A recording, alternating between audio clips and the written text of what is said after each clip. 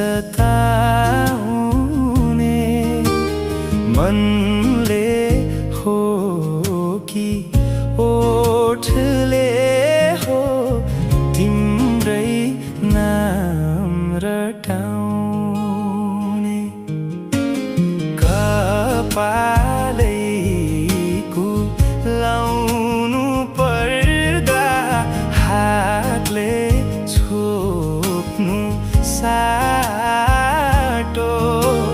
हातले छोप्नु साटो